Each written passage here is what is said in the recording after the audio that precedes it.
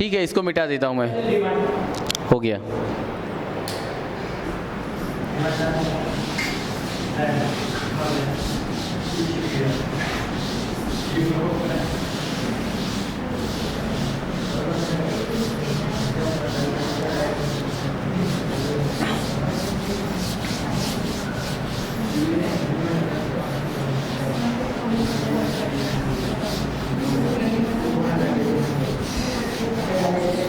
जो भी यहाँ पढ़ रहे हैं उनके नीट में 45 क्वेश्चन आएंगे।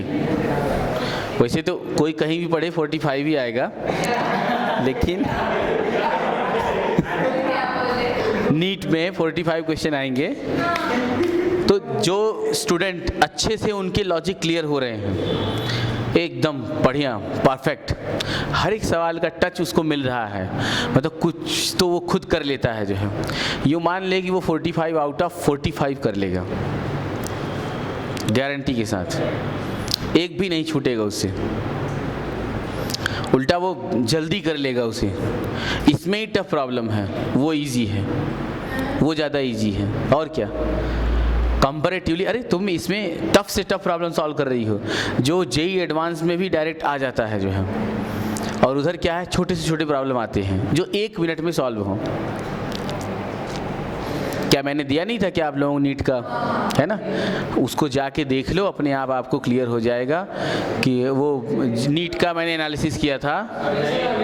अरे कैसे नहीं दिया था। और ऐसे ऐसे सम्स थे, आज के डेट में अगर मैं तुम लोगों को वो पेपर दे दूँ, लास्ट ईयर का जो नीट का पेपर हुआ है, तो तुम लोग आधा क्वेश्चन कर दोगे, लगभग हाफ। ये अगर लेसन कंप्लीट हो जाए, वर्क पावर एनर्जी और ये रोटेशन, तो तुम लोग 50% कर लो।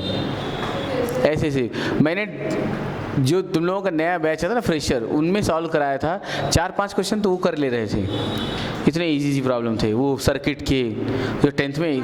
हाँ बिल्कुल, फिर तो जब उस समय कर सकते तो आज की डेट में जाने क्या कर लोगे जो है, कुछ नहीं। देखो आगे, 10 1 rupees coins are put on the top of each other on a table। देखो 1-1 रुपए के कॉइन क्या कर दिए गए, एक के ऊपर एक, एक के ऊपर एक, एक के ऊपर एक रख दिया गया। अब क्या होता है, each coin has a mass m, give the magnitude and direction of the force on 7th coin continued from the bottom। Force on 7th coin, 1 second, ये ऐसा लिया मैंने और ऐसे से ऐसा बना दिया। ये फर्स्ट कॉइन, इसके बाद सेकेंड, ठीक है, third,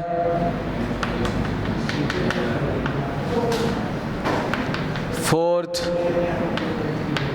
5th, 6th, 7th,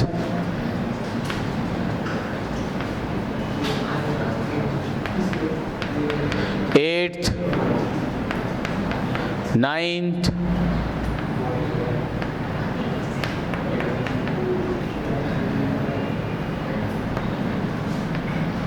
10th। मैंने ऐसे जानबूझ के बनाया, मैं जानता हूँ उसमें गैप है, लेकिन आपको समझने के लिए ऐसा बनाया गया जो है, ठीक है। अच्छा, ये देखो, ये है फर्स्ट, ये सेकेंड, ये थर्ड, ये फोर्थ, ये फिफ्थ, ये 6, 7, 8, 9 और ये वाली है 10। नीचे से आ जाओ। अब कहता है पहला वाला कि the force on 7th coin continued from the bottom due to the all the coins on its top. ठीक है, तो 1 2 3 4 कहाँ तक, 7 पर। उसके ऊपर कितने लोग हैं, 3 लोग हैं, तो इन लोगों के फोर्स किधर लगे, नीचे।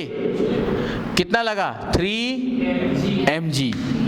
उस पर ये लोग क्या लगा रहे हैं, एक्शन, उनका एक्शन, और इसका रिएक्शन कितना होगा, 3 mg उन लोगों के ऊपर। मतलब 8th वाले कॉइन पे ये कितना लगा रहा होगा रिएक्शन, है ना। और 7th वाले की सरफेस पे वो तीनों मिलके कितना लगा रहे होंगे, 3 mg। ठीक है, कहने का मतलब अगर इसे सही से समझो तो 7th का सरफेस पर उन तीनों के वेट के कारण 8th वाले का जो सरफेस है वो कितना वहां पे एक्शन दे रहा है, 3 mg। फिर 7th का अपर सरफेस 8th के लोअर सरफेस पर 3 mg अपवर्ड डायरेक्शन लगा रहा है। जो समझ में आ रही बात, एकदम से क्लियर हो रहा है क्या सर? लेकिन 7 के नीचे वाले सरफेस पे 4 mg लगेगा। हाँ, 7th के नीचे वाले सरफेस पर, 7th के नीचे वाले सरफेस पर। अब वो सुन लो, 7th के नीचे वाले सरफेस पे क्या होगा, अब 7th मिल जाएगा उनमें और ये मिला के 6 के अपर सरफेस पे क्या लगाएगा, 4 mg। अब तो तुम लोग सब कर लोगे, सब। ऐसे ही तो सवाल ही था ये कि the force on the 7th coin by the 8th coin. अरे ये भी कोई सवाल है, अभी तो बात किया 3 mg। ठीक है, और नेक्स्ट है C, the reaction of the 6th coin on the 7th coin 4 mg, but कितना, अपवर्ड्स। यही बताओ, अपवर्ड्स, अपवर्ड डायरेक्शन। हो गया, देखो बिना लगाए सवाल सॉल्व हो गया। ऐसा ही होना चाहिए जो है, ऐसे ही हो। बोलो स्मिता, क्लियर हो गया क्या? इधर गौरव,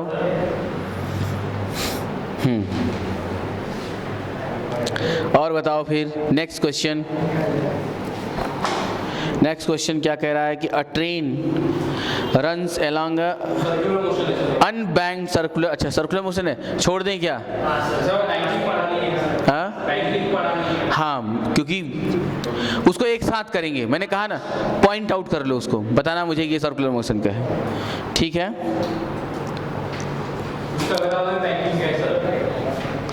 क्योंकि एक है फ्लैट रोड और एक है बैंक रोड, तो दोनों करा देंगे केस, तब आपको कराएंगे जो है। अब कह रहा है block of mass 25 kilogram is raised bye a 50 kilogram man in 2 different ways as shown in the figure 5.19. What is the action on the floor by the man in the two cases? If the floor yields to a normal force of 700 Newton, if the floor yields to a normal force of 700 Newton, which mode should the man adopt to lift the block without the floor yielding? ठीक है ना, समझ में आ रहा है क्या? आओ चलो करते हैं। और ये प्रैक्टिकल प्रॉब्लम है। मान लो कि आप ऐसा कुछ है, हाइट वाली चीज़, उसके ऊपर खड़े हो, नीचे कोई एक ब्लॉक आपने स्ट्रिंग या रोप से फिक्स करके ऊपर ला रहे हो जो है, तो अब आपका वेट और जो आपने वो हैंग कर रखा है उसका वेट, दोनों वेट हो गया, क्योंकि वो तो हैंग है ना, आपके हाथ में है, तो दोनों वेट का जो है क्या हो रहा है, वेट जहां आप खड़े हो सरफेस पे उस पे लग रहा है, नीचे है कि नहीं। अब कुल मिलाकर 50 और 25 कितना हो गया, 75, 750 न्यूटन आप एक्टिंग डाउनवर्ड, योर वेट, मतलब एक तरीके से क्या हो गया, एक्शन ऑन द फ्लोर, और रिएक्शन 750 न्यूटन। हाँ ना, अभी वही तो दिखाना चाहता हूँ, बना दूँ क्या है डायग्राम को? देखो मैं डायग्राम बना रहा हूँ, देखो ये और ये आदमी कुछ ऐसे है खड़ा, उसने एक रोप को, है ना, ऐसा पकड़ के रखा हुआ है।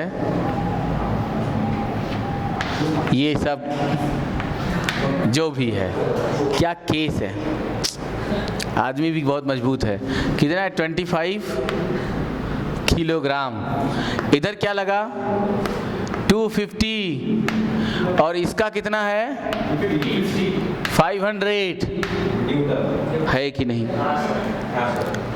अब ये दोनों क्या हो जाएंगे, ये जो सरफेस है, ये जहाँ पे खड़ा है, ये एक लगाएगा नॉर्मल रिएक्शन, लगाएगा ना, आर ले लो या एन ले लो, जो भी ले लो, जो तुम्हारी मर्जी हो, लगाया, तो R is equals to total upward equals to total downward force. तो कितना हो गया 500 प्लस 250 कितना हो गया। उसने कहा था कि उसका सरफेस केवल और केवल 700 तक ही क्या कर सकता है, बियर कर सकता है। सर वो अगला क्वेश्चन है, इसके बाद का क्वेश्चन है। हाँ वो नेक्स्ट क्वेश्चन है। कहाँ नेक्स्ट क्वेश्चन है? पहले दोनों केसेस का निकालना है सर। अच्छा पहले दोनों केस का निकाल, चलो ठीक है निकाल लो।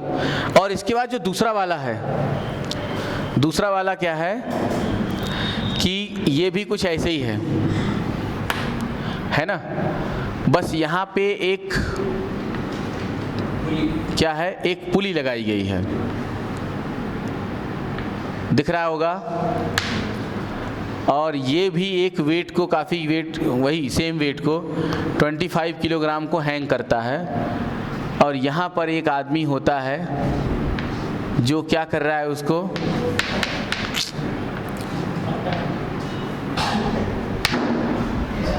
है कि नहीं, कुछ ज़्यादा बड़ा हो गया आदमी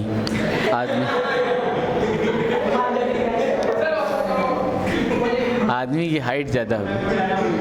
एक्चुअली उसने डायग्राम दिया हुआ है ना, जब आपको डायग्राम दिया है तो फिर उसको फॉलो करना होगा। ए देखो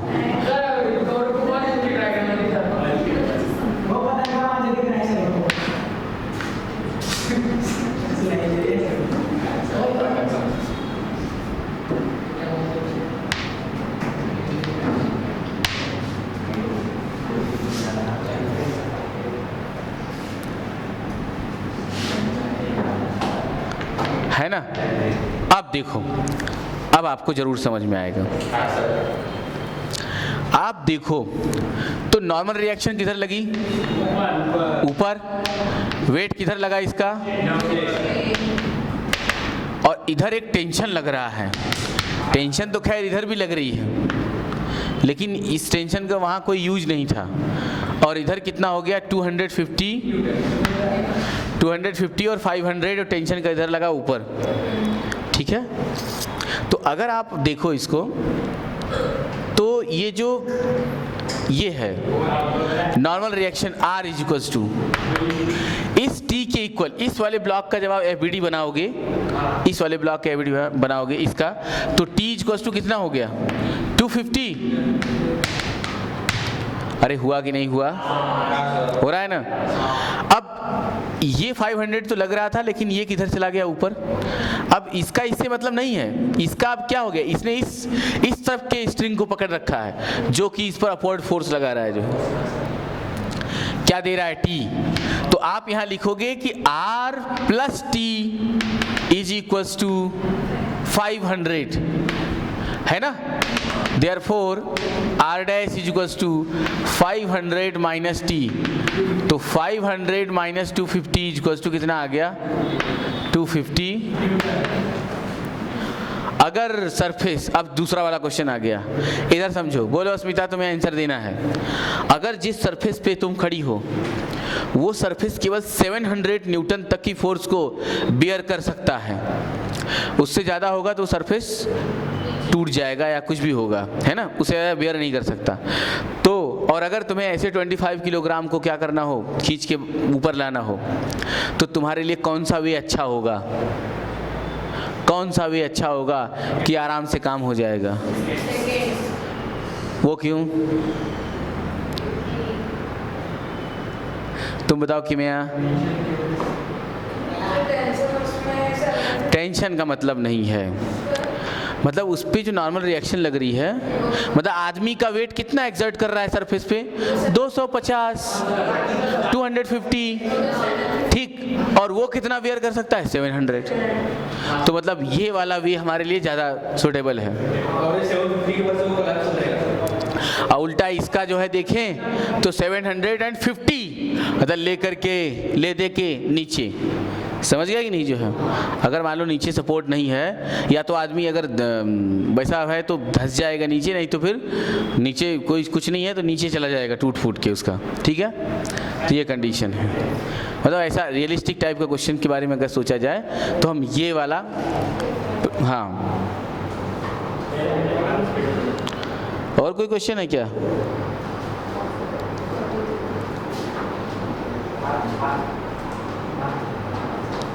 कहाँ पहुँच गए हम? 20। तभी कह रहे हैं हमारा एक पेज उधर चला गया, मैं उधर देख रहा हूँ, अरे यहाँ कैसे आ गया?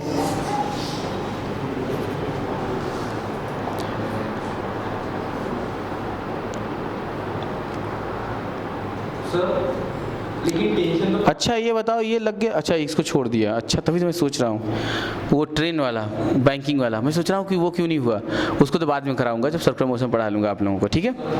हाँ सर लेकिन यहाँ पे टेंशन 250 के इक्वल नहीं होना चाहिए। टेंशन जो है यहाँ पे वो 250 के इक्वल कैसे होगा? इक्वली, आपको ऊपर मूव कर रहा है। हाँ तो एट अ इंस्टेंट हमेशा वो क्या होगा? 250 होगा। ये कंस्ट्रेंट मोशन है, इसे यहाँ पे एक्सेलरेशन नहीं है। ये कंस्ट्रेंट है, समझ गए?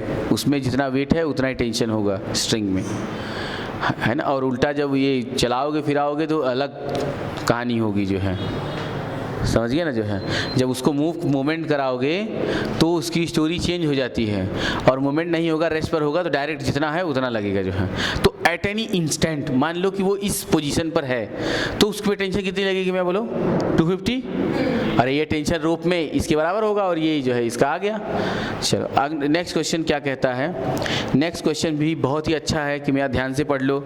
अगर ये आपने कर लिया तो एससी वर्मा के 2-3 क्वेश्चन आप ऐसे ओरल आंसर दे दोगे, है ना?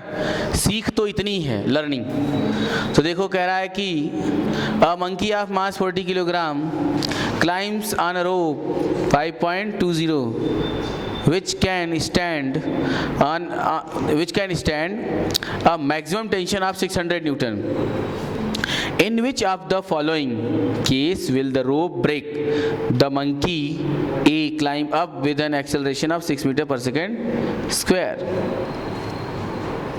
ठीक है, तो जरा सा इस डायग्राम को बनाया जाए।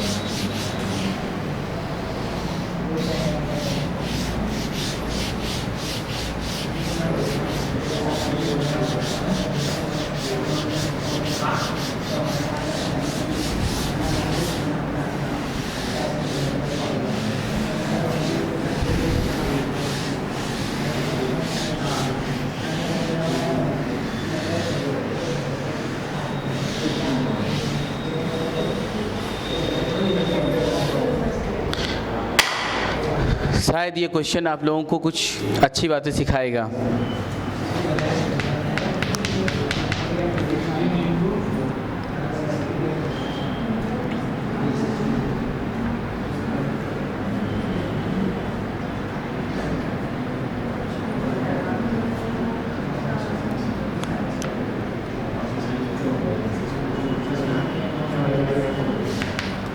ठीक है, और एक मंकी क्या कर रहा है? चढ़ रहा है।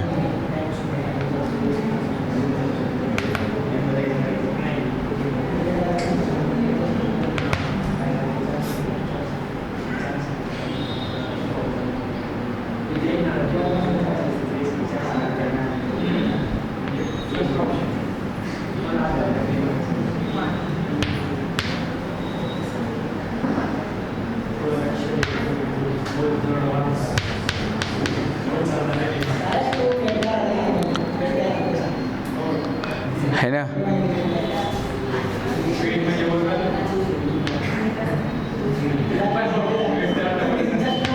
ये मंकी लग रहा है ना?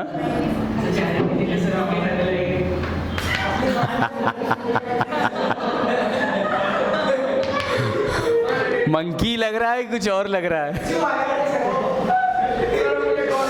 ओके, क्या लग रहा है?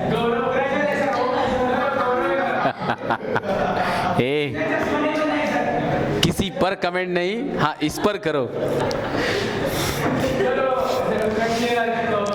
अभी मैं बोलता कि आके बनाओ तो बनाते भी नहीं तुम, आके डायग्राम निकालो। हमारे सर थे, बोलते थे तो मैं तुरंत आके बनाने लगता था, है ना।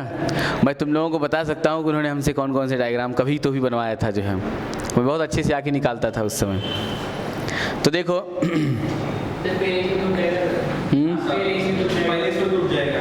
अच्छा देखते हैं पहले। अब monkey of mass 40 kilogram. Monkey का मास कितना है? 40 kg। अच्छा, climbs on a rope which can stand under maximum tension of 600। अच्छा, इसका जो टी मैक्स है वो केवल 600 न्यूटन ही ये वियर कर सकता है, नहीं तो रस्सी क्या हो जाएगी? टूट जाएगी, जो है ना। अच्छा आगे देखते हैं कि in which of the following case will the rope break the monkey climbs up with an acceleration of 6 metre per second square. किधर चला? ऊपर। कितने से? 6 मीटर पर सेकंड स्क्वायर। तो क्या होगा? मास किधर जा रहा है? अपवर्ड, है ना। तो mg एक्टिंग डाउनवर्ड, तो नेट फोर्स कितनी लग गई? 640 न्यूटन। मतलब टेंशन तो ऊपर है, T minus mg is equals to क्या हो जाएगा? m इंटू, समझ में आ रहा है क्या कैसे? क्योंकि टेंशन तो तुम नीचे जाओ ऊपर जाओ, टेंशन तो उसके अपोजिट लगेगी, है ना। टेंशन उसके अपोजिट लग गई।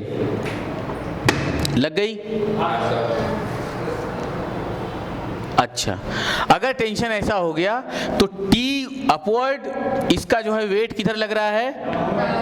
Downward, is equals to m into ए।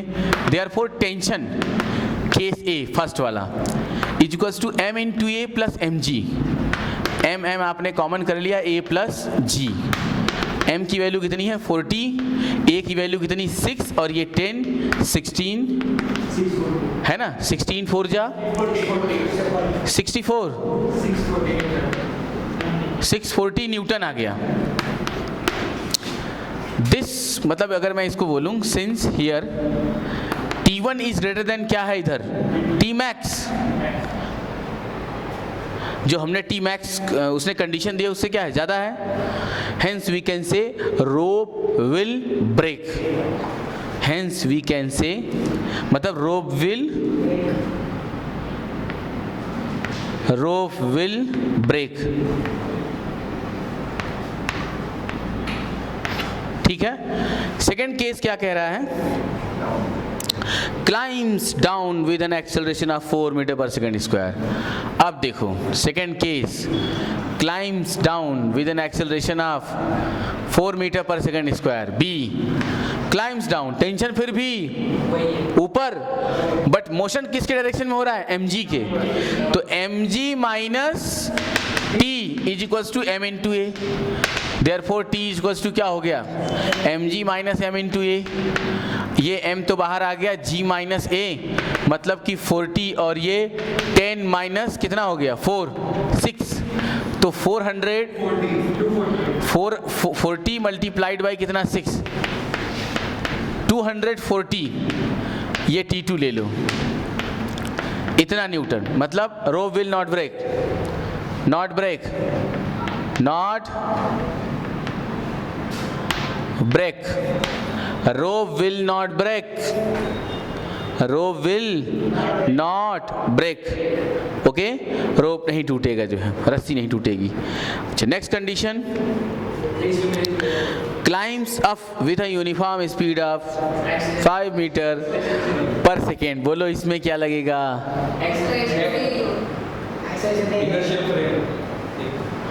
हाँ, मतलब अब वो रस्सी उसके लिए कैसी काम कर रही है? वो रस्सी के लिए कैसा हो गया? इनर्शियल जैसा हो गया, कुछ भी फर्क नहीं डालेगा। ये हटा दूं क्या? ये वाला अस्मिता नोट किया क्या तुम? अभिषेक,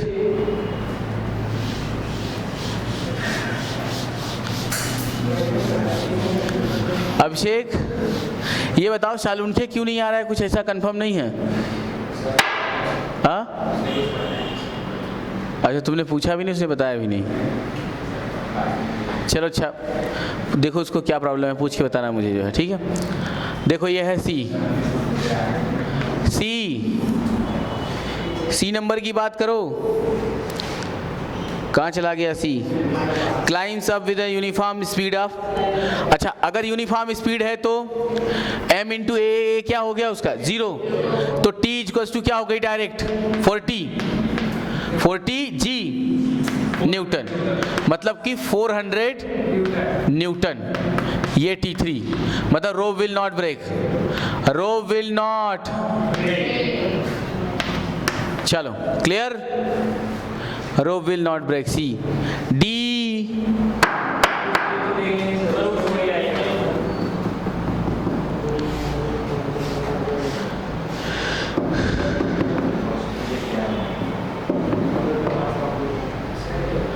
rope will not break।